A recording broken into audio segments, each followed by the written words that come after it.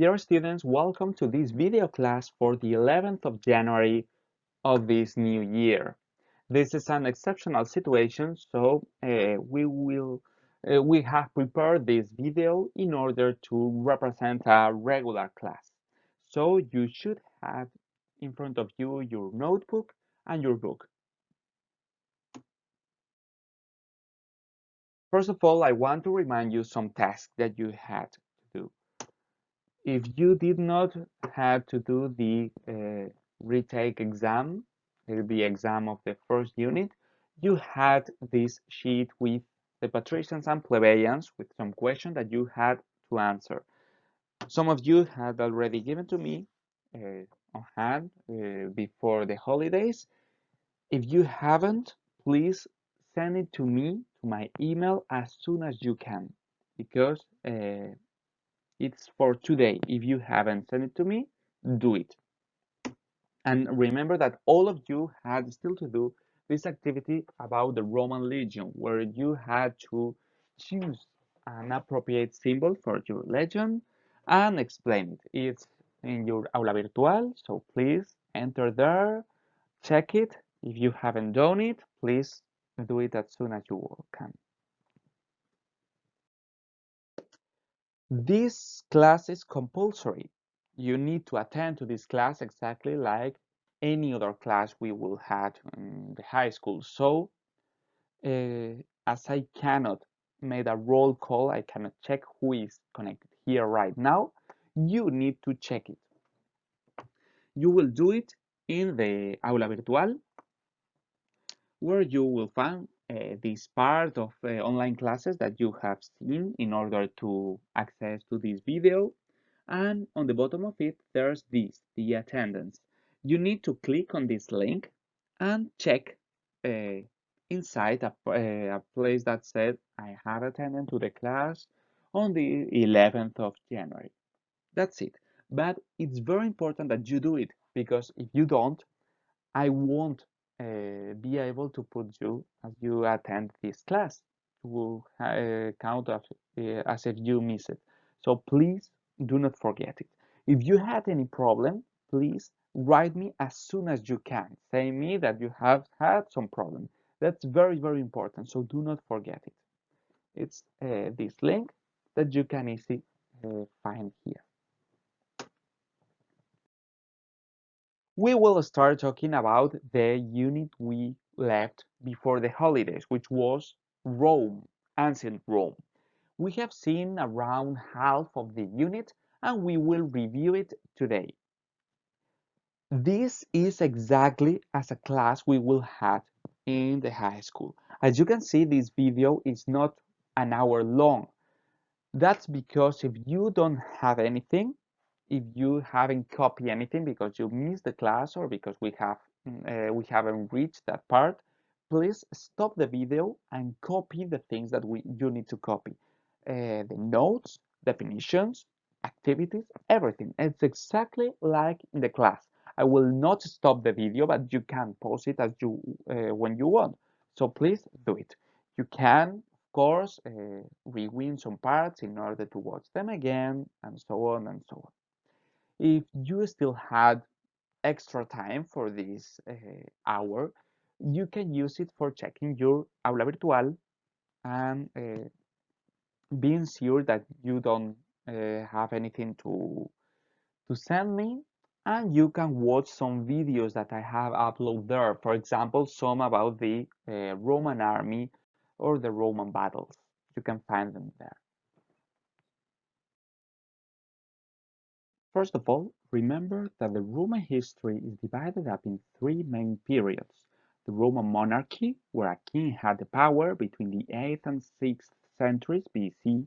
The Roman Republic, where this power from the king was taken by the Senate. And the Roman Empire, where the figure of the emperor appeared, taking all the powers. The Roman monarchy was the first of them. It started with the origin of Rome in the 8th century and ended with the revolt that took out the kings in the 6th century BC. Rome appeared in the same place that it is nowadays, in the middle of the Italian peninsula, surrounded by different peoples. At the north, the Etruscans. At the south, the Greeks. Remember that this area is the Magna Graecia, while this one is Greece. This is the area where they put their colonies. And in the middle, there were the Latins, those people that spoke Latin, which are the origins of the Romans. Rome became the most important and largest city on its world and one of the most important in history, as much as its influence is still nowadays very relevant for our time. So, the origin of Rome, it's in the Italian peninsula between the Greek, the Etruscan, and the Latins. According to the myth, uh, it was founded by the twin Romulus and Remus, which were sons of the god Mars, the god of war, and this legend about Aeneas, the Greek soldier that flee from the war of Troy and went to the Italian peninsula, link the story of the Romulus and Remus with the story of the Greeks. Both of them are legends. Maybe they have some part of reality, but most of it is fiction, it's imagination.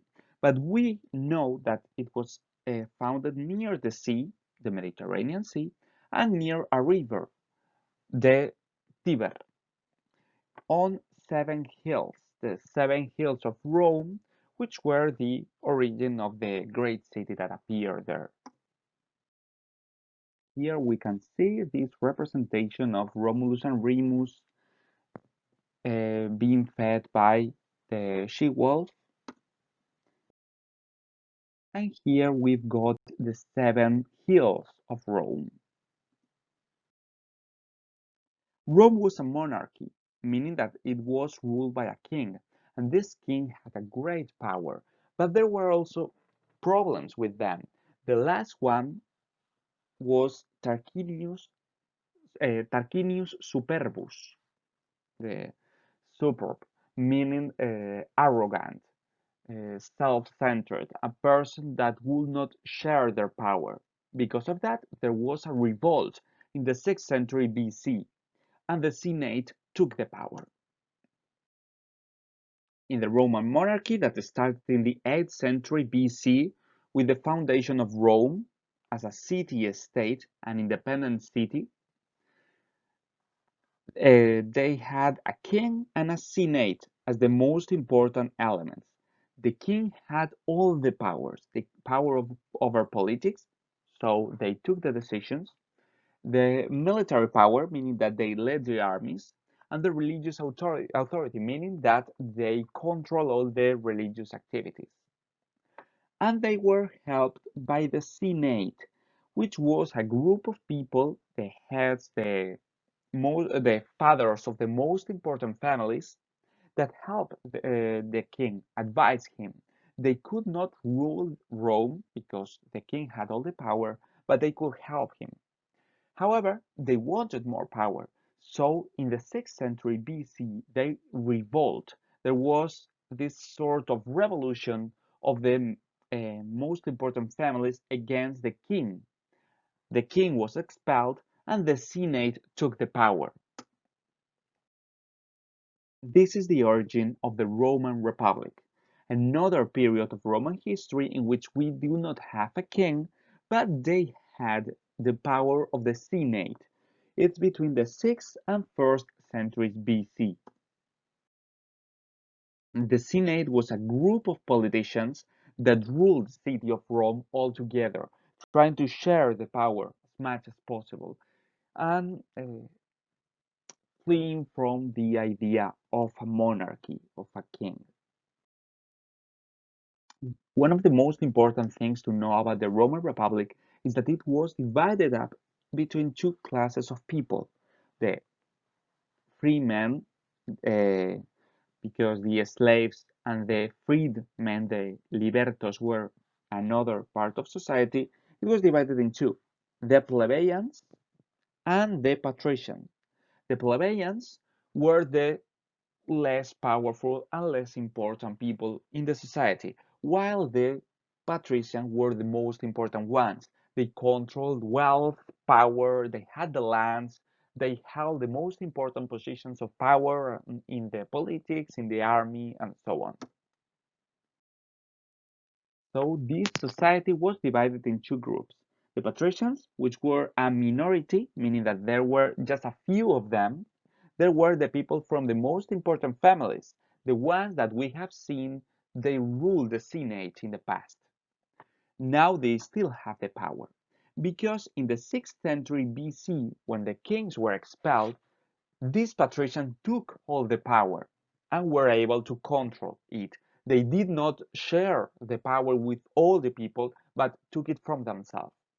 They made laws, they exercised justice, meaning that they were the judge, the people that regulate and judge the crimes, and they monopolize, so they totally control public possessions. So the political position, they were the politicians. They had the law, the justice, and the politics on their side, while the plebeians were the majority, meaning that they were most of the people. Most of the people in Rome was a plebeian, but they did not have power. They were the peasants that worked in farms, the artisans that made products, and the traders that had shops. They did not have political rights, meaning that they could not participate in politics, they could not be a politician, and they could not vote, neither vote nor being voted, but they had some obligation. They had to pay taxes, and they formed the army. When Rome went to war, the patricians were normally the generals, the officers, while the plebeians were the soldiers. This wasn't fair, so the plebeians fought for their rights. This fight that lasted for centuries had its results, and actually the plebeians started taking more power. Here we can see a tribune of the plebe, a very important political position that was held by the plebeians. So, in this fight for rights, the first thing they obtained was the right to have a political uh, position, the plebeian tribune, who was a magistrate,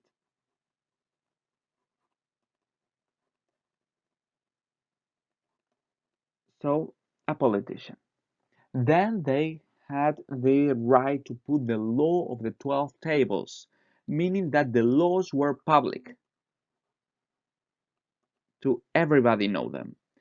So if the laws were public, nobody can hold them as their private property. Nobody can abuse their power, and everybody will know them, and everybody will ask to be treated fairly. That was the idea for putting the 12 tables of law where everybody could see them. They obtained the right to the mixed marriages. So these marriages between the patricians and plebeians that allowed the plebeians to obtain more important positions in society. And finally, the public position for plebeians. This public position were the right to be a magistrate, the right to be a politician. So at the beginning, they only could be plebeian tribunes, but later they could have all the magistrates for them. So in the 3rd century BC, they got citizenship, so the right to be considered a citizen of Rome, and they had equal rights. This is very important because that meant that they could participate in politics, they could either vote and be elected for a public position, but there was still a very important division on society according to the wealth, the money the different people had. The wealthiest people, the richest people, they were the most important in society, while the poor never had the same power in reality that the less wealthy had. So we need to know the definition of citizen. A citizen is an individual from a state, so a person, with political rights, meaning that they can participate in government. So, for example, they can vote, but also they can be a politician. Romans were granted universal citizenship in the 3rd century AD. We have mentioned 2 dates. The 3rd century BC, which is this time where the uh, plebeians were considered citizens.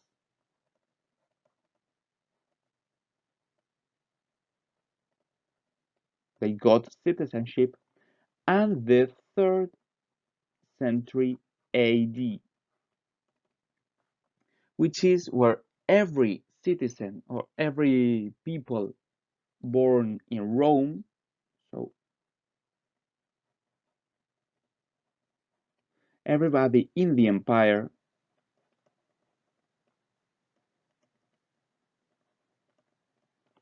were granted universal citizenship,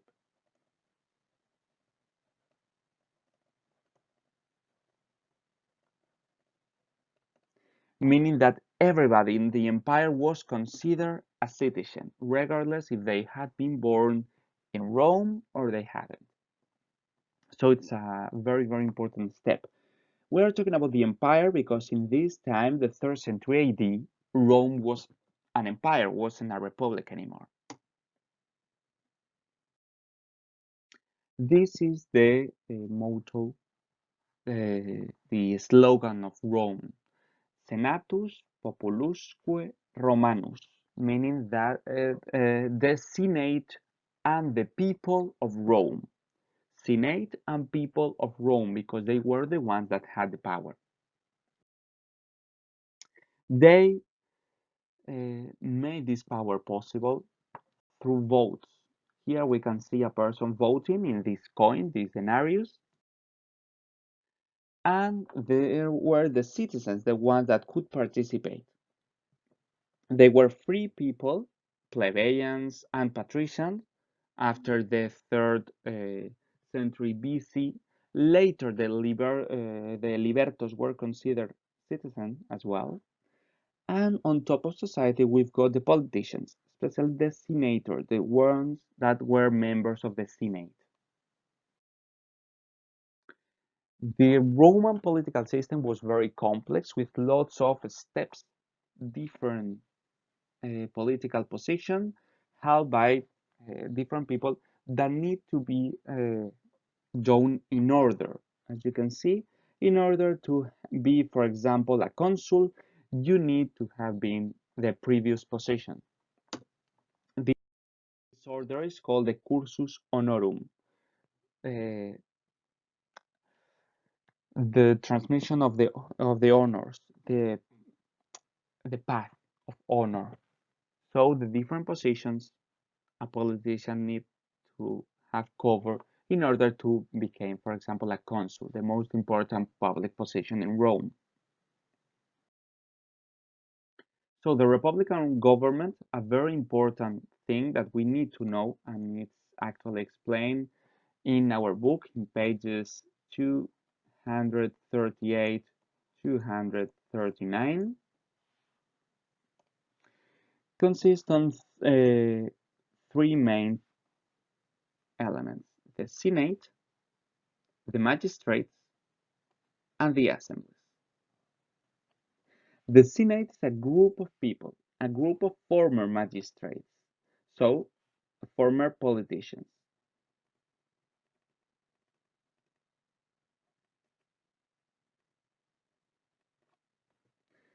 They had the most important position in Rome. They directed foreign policy, so international relationship, the relation with other countries, and finances, so the money, taxes. They advised the magistrates. They could not force the magistrate, the politician, to take some decision, but they can advise them, meaning that they can share their knowledge with them. As they were former magistrates, so people that had been politicians, they had expertise. They had a lot of knowledge and they can share it with the new politicians. And they ratified laws passed in the assemblies. This is very important. Ratifying means confirm. They confirm the laws passed in the assemblies because the assemblies that we've got here were the ones that created the laws. They vote them. But until the Senate ratified, confirmed the new law, it wasn't official. So they need the Senate to confirm their ideas. Then the magistrates. We've got them explained in page 239 of our book, which are the consul, the most important position that controls the government and the army, so took the decision and lead the soldiers. The praetors that acted as a judge, they they control the justice, the judge in the courts. The censors that were the ones that regulate the people and name people for the Senate. The ediles that were the some sort of mayors of Rome. They control the city of Rome.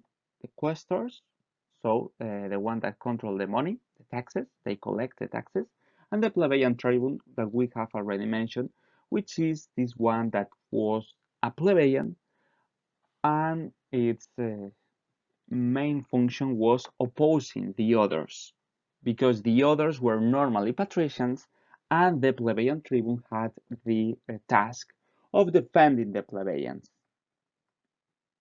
And finally, the assemblies.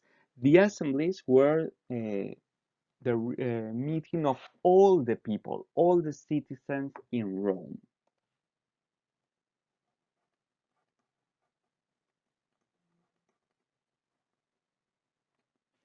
There were three types of assemblies: the curiate, the ones that met by families.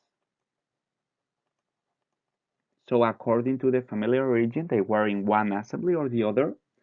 Tribal, that met according to the resident, the place where they live. And the century assemblies, that were the most important ones and met according to wealth. So the money that the people have. And they were very important because they had first the richest, then the less rich, then the middle class people, then the poor, the poorest, and so on. And they vote, starting with the richest, the most, the wealthiest people vote the first, and then so on and so on. Meaning that when the decision reached the poor people, there were nothing to decide because everything has been voted. So the power, even though it was in theory divided between everybody, depend on wealth, depend on the money that the people had. They exclude women, foreigners, the poor, and the slaves, meaning that just a few people could actually participate in politics that had importance. At the beginning, there were only the patricians, the ones that could participate. Later, the plebeians were allowed as well, but even in that time, it was only the richest plebeians, the one that could actually participate in politics. That's why we consider that the Republican government wasn't a true democracy, but was much more of an oligarchy, because just a group of people had the power. We need to know the definition of plebeian tribune, which is this magistrate, so politician, that defended the plebeian rights. They were plebeians, and they fought for the plebeians, opposing to other magistrates, because other magistrates were normally patricians in the Roman Republic. Remember that all of our definition need to have what, how, when, and where. What is it? A magistrate. How is it? They defended the plebeians' rights, opposing to other magistrates. And when and where? In the Roman Republic. This answers both questions. Where? In Rome, obviously. And when? During the time of the Republic, that as you know, is between the 6th and the 1st century. We can write it with other words, but this is the thing that we need to know. We need to do this activity as well. Was the Roman Republic a democracy? Yes or no, and why? The answer, you can find it in this page. We have already answered this question actually. You need to have it on your notebook. Once we have explained what happened inside Rome, its organization, we need to talk about the things that happened outside Rome, which were still very important, and they were circumstances that affect the world, at least the world that the Romans knew. They were conquerors, meaning that they had wars to conquer other territories. If you remember, we said that the Greeks did not conquer other places. They created colonies to trade with the new places around the Mediterranean Sea. The Romans prefer using their armies to conquer those places still around the Mediterranean. So, firstly, they fought the Carthaginians in the west side of the Mediterranean. So, in West Mediterranean, they fought the Carthaginians.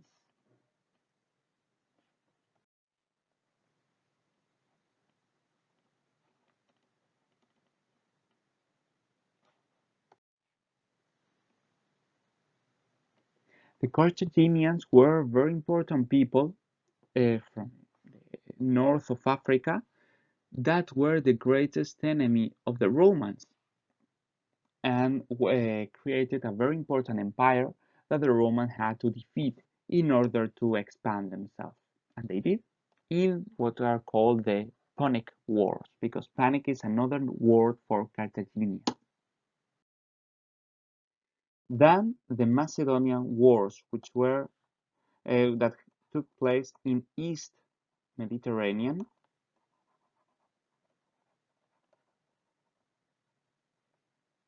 and were carried out against the Macedonian and Greeks. So these heirs of Alexander the Great, that, as you remember, after his death, his empire divided up between generals that created Hellenistic kingdoms.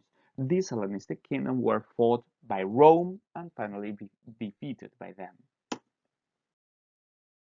When they had already conquered the Mediterranean west and east parts, they went to fight against other people, which were the Gauls. Gauls were the ones that live in Gallia, which is the territory that nowadays we call France. They also fought in Germany, in Britain, and so on. So inside the European continent. They could won all of these wars because of the legions. The legions were the most important tool of the Roman army. They were the backbone of the armies made up by professional soldiers, all of them citizens that had the best equipment, training, and organization in the ancient world. Here we can see, for example, the tortoise formation that allow them to be protected against the enemy's arrows from every direction. And with this kind of formation that you can, for example, see on the video that I have put on your Aula Virtual, they were protected. For the Romans, the war was a very important cultural element. It was part of them of themselves. They consider it a part of their nature, and they were very proud of it. For example, we can see how uh, war elements and warlike ceremonies were part of most of celebrations that the Romans had. And also they put science and technology at the service of the war. For example, with this tower, if ballists and catapults that threw rocks or arrows to the enemies from this uh, perfectly armored tower. And then also engineering. The military engineering was very important, and it allowed the Roman legions to build campaments, to build roads, and to build bridges like this one that allow the Romans to move very, very fast through the places they conquer, having a very well integrated empire, much better than all the others from its time. In the time, the expansion of Rome was this one. They started in the city of Rome as a city-state. Then, after the first war against the Carthaginian, the First Punic War, they conquered most part of the Italian peninsula. Later, with the Second and Third Carthaginian War, the Punic Wars, they conquered Spain, north of Africa, the Mediterranean islands, part of the Iberian Peninsula. Later, with the war against Greece and Macedonia, they conquered an important part of the Eastern Mediterranean. And then they entered into the continent, the Gauls, the Germanic, the Britons, so the ancient British, and then they conquer Egypt, north of Africa, the Persians, Syria, and so on. So this expansion started in the Italian peninsula, of course, because it was their homeland. Then the Western Mediterranean against Carthage, so the Carthaginian. The Eastern Mediterranean against Greeks and Macedonian, and then other places, Syria and Egypt in the Eastern Mediterranean, Gallia, Britannia, and Central Europe inside the continent of Europe. Gallia is more or less France nowadays. Britannia is more or less the Great Britain, the UK nowadays. They also conquer later parts of Germany, Egypt, and so on. That was all we had to see for today. So thanks for watching. And if you had any question or any doubt, anything, you can always ask me via email or on the Aula Virtual chat. You're free to write me whenever you want. Anyway, thanks for watching and see you next day.